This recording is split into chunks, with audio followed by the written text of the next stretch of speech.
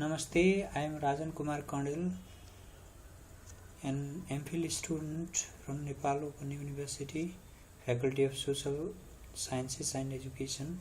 I am extremely happy with my course instructors, Professor Amaraj Joshi sir, Keshav Sigdel sir and Mohesh Paudel sir, instructors of Translation Studies. Today I am going to present virtually on a methodology for translation.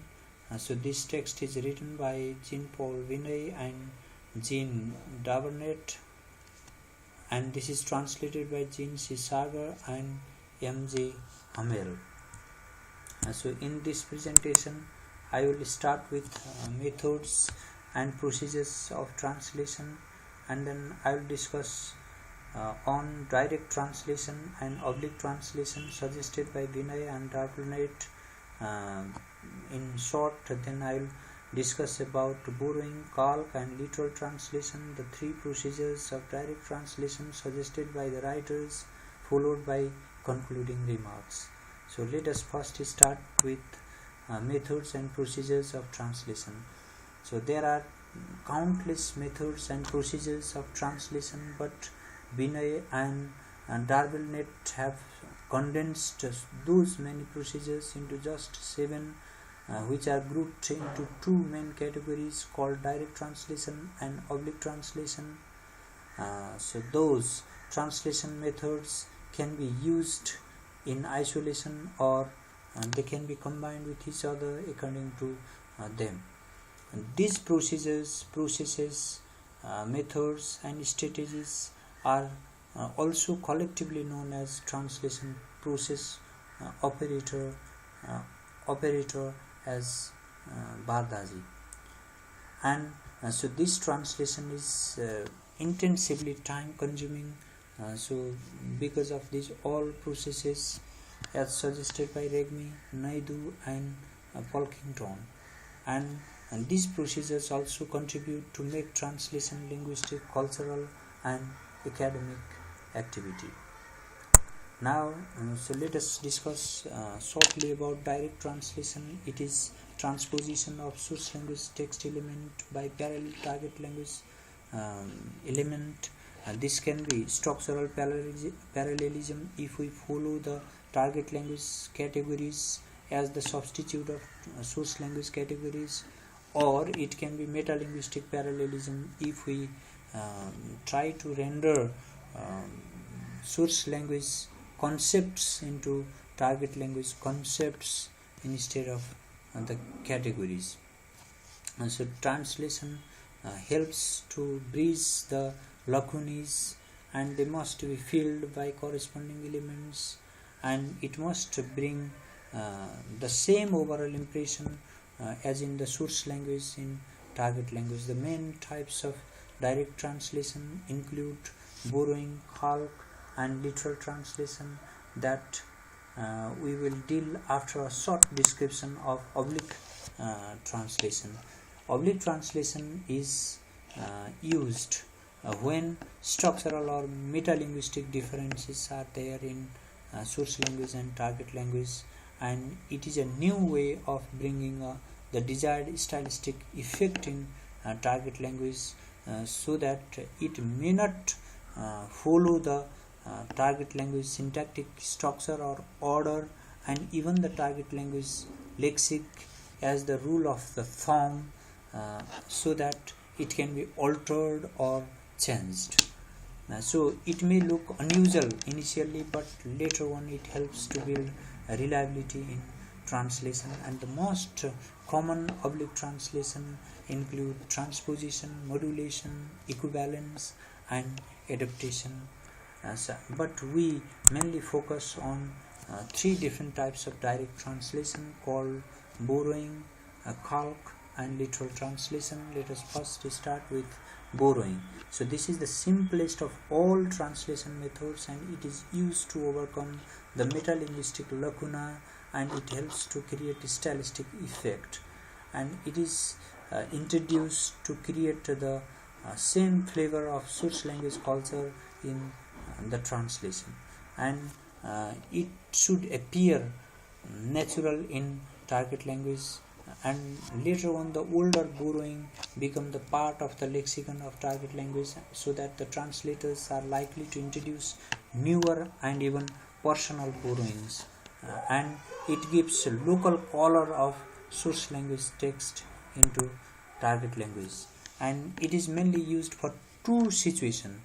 So number one, so it is used to refer to the technical process for which no new terms are there in target language, and second, this is used to maintain a word, so to maintain a word from the source language for bringing the same stylistic effect in target language.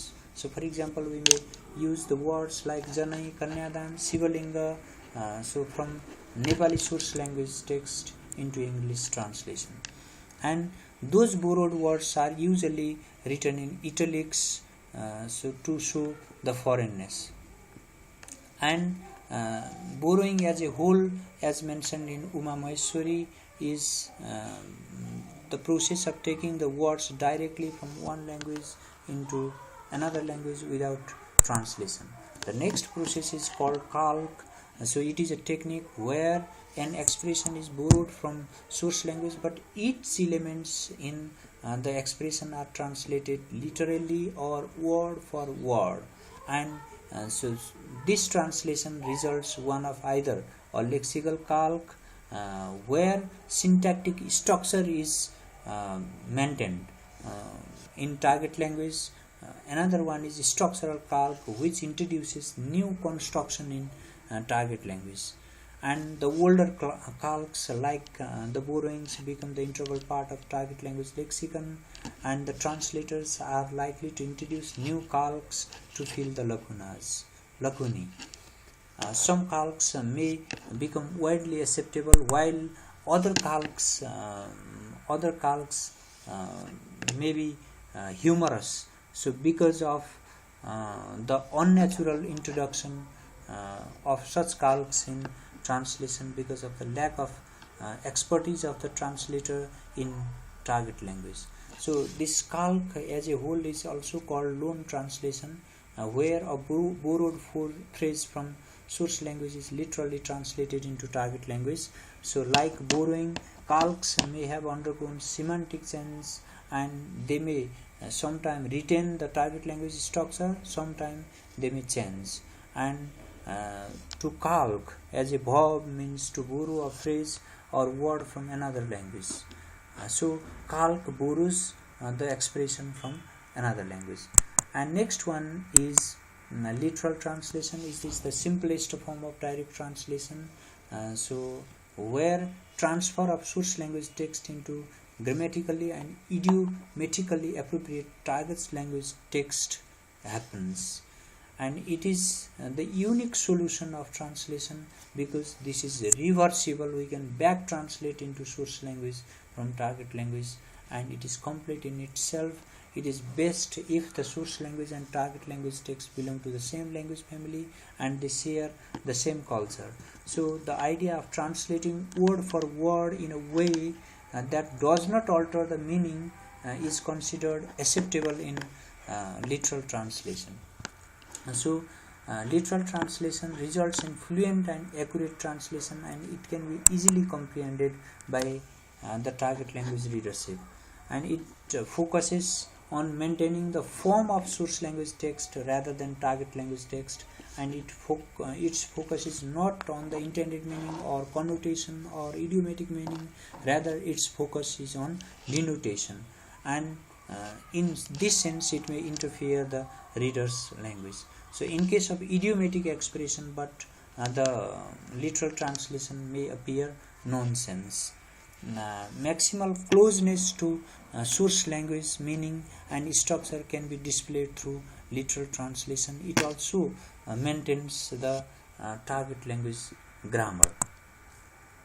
And ideally, literal translation is something like word to word translation, collocation to collocation translation, or clause to clause translation, or sentence to sentence translation, so which carries the imprint of the original in translation. So now the concluding remarks. Direct or literal translation may often appear unacceptable if the message gives another meaning, or it has no meaning, or it is structurally impossible, or it has no corresponding expression in target language, or it has a corresponding expression but not within the same register. In such cases, so we have to opt the oblique translation instead of direct translation, which is a kind of free translation where freedom is exercised to attain the equivalences. And the translator has to keep in mind that the totality of the message is rightly communicated in translation. Even if there is reduction, explanation, illustration, generalization, and so the untranslatability is solved in this way. Because we are in the global world where we are enforced to translate to communicate our message. So for producing this presentation, I have gone through these references, and especially I focused myself on the last reference, or methodology of translation by Darnet and Vinay, which is the main text that I discussed here. And thank you, and I'd like to thank you very much for your patience, and I'd like to request you to comment in the box below for any commentary, criticism, analysis, opposition, or any questions you have. Thank you. Namaste.